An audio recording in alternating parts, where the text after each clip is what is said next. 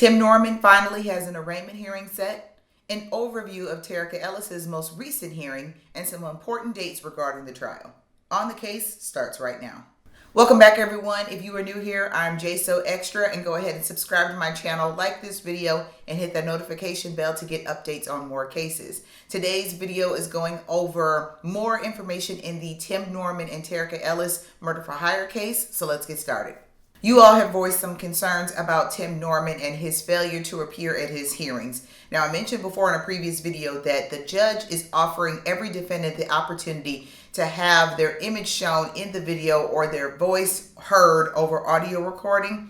And Tim Norman has denied both of those opportunities in the past two hearings. However, Tim Norman has been given another opportunity to have his first initial arraignment hearing in the state of Missouri this Friday.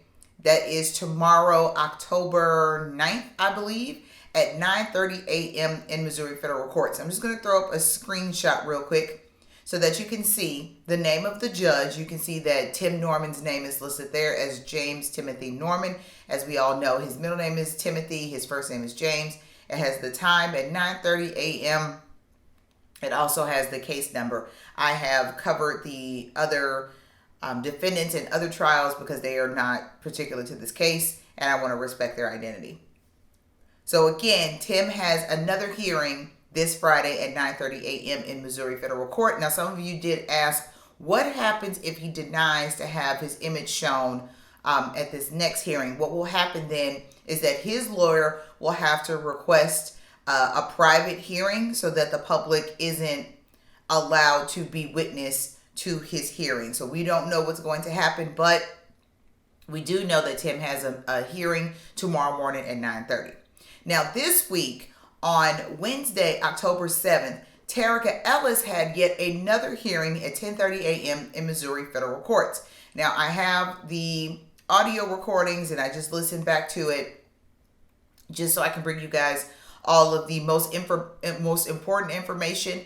And the most important things that I got out of Terica's hearing are this. One, the prosecutors are seeking the death penalty for both Terica Ellis and Tim Norman. As I mentioned before in some of my videos, Missouri is a death penalty state, which means if you are convicted of a capital crime, which murder is, and so is murder for hire, the prosecutor has the right to request the death penalty be in consideration as a sentencing to the judge. They can recommend that.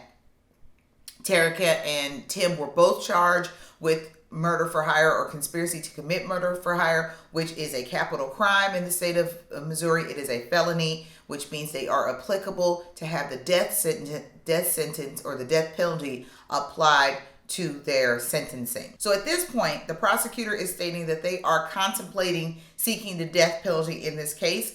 But Terica's lawyers stated that they are waiting for discovery in order to contest the death penalty. So what discovery is when a lawyer has so much evidence or information that is pertinent to the case, they have to turn that over to the other lawyers and defendants in the case. So the prosecutors has a list of witnesses, has testimony, has electronic records, and has bank records, and all of that information has to be turned over to Terica's lawyers. Now, also, during the trial, the judge asked the prosecutor, I assume that the amount of discovery is voluminous, and to which the prosecutor said, yes, Your Honor, there are several testimonies from witnesses and electronic records, so on and so forth. And the investigation has been going on for over a year. So many of you asked this question, when did the investigation start on Tim and Terica and Yale? Well, according to the prosecutor, the investigation started sometime in 2019 and then came to a close in August when they did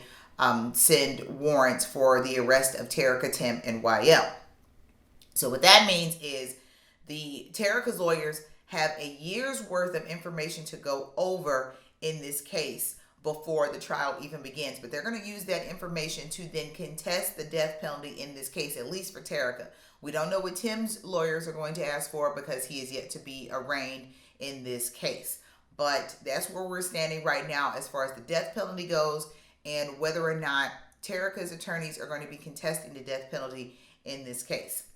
Another thing that was brought up in this case by the prosecutors is that the prosecutor made a motion for a protective order on the information in the case, the evidence. So as I stated before, the prosecutor mentioned that there are witnesses who are willing to testify in this case, and they also have bank records and electronic records that has sensitive information to someone's identity. So the prosecutor is requesting that that information be held in a protective order, or basically hidden, so in order to protect the identities of the witnesses, because the prosecutor stated that she fears for the safety of her witnesses involved in this case, and that is why they want to keep those names private. Because think about it, the prosecutor, once she turns over this information to Terica and Terica's lawyers, they're in a position to know who these witnesses are and what they have said. So the prosecutor is just trying to avoid any situation where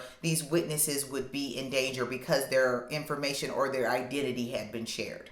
The judge granted that motion, so now the protective order covers the witnesses and any bank records as far as account numbers, routing numbers, and names of banks in regards to the evidence in this trial. The judge did not discuss a trial date because the prosecutor still has to gather all of the discovery evidence and hand it over to Terica's lawyers, which is going to take them some time to go over. But the judge did state that she wanted to have a conference meeting with Yale and his lawyer, Tim and his lawyers, and Terica and her lawyers on December 2nd in the state of Missouri. So that is what she's calling a status hearing. On December 2nd, she wants to know where Terica, Tim, and Yale's lawyers are on discovery, if they feel comfortable with the evidence, or if they feel comfortable that they've gotten through a good amount of evidence at that time, then they're going to progress forward with surveying jury members, jury selections, and then having a trial date begin. But the only date that we have on the books right now are, well, two dates. One is Tim's hearing on Friday, October 9th,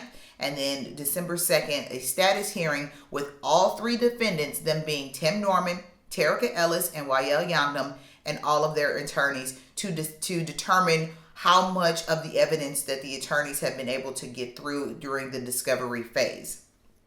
Also, another motion that was made today was the motion to enact something called a Complex Case Act, which means when you are arrested, you have the right to a speedy trial. Everyone does. So the courts have so much time from the day you're arrested to get you arraigned and to set a trial date and to have a pre-trial hearing. Well, because of this being a high-profile case and very complex in the sense that there are three defendants, there are multiple witnesses, and it's been ongoing for a year, the prosecutor requested that the act be granted, or the motion be granted based on the Complex Case Act, which allows for that timeline for a right to speedy trial to be altered as long as both parties agree.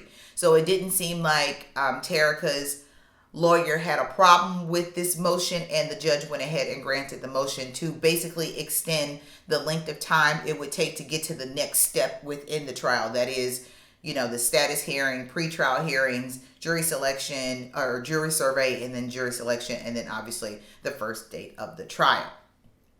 So that's where we're at right now in regards to the Tim Norman and Terica Ellis case. Tim is going to have his hearing tomorrow, October 9th. I will be sitting in on that hearing, and then I'll let you know what comes out of that.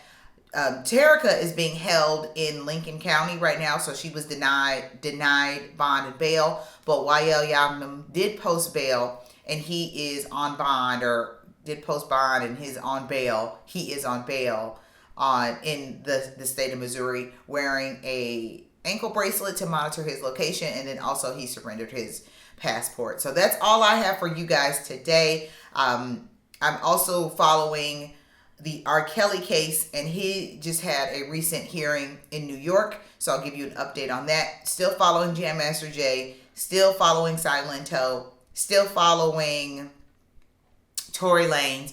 Also, Danny Masterson from that 70s show was just arrested on 3 counts of rape.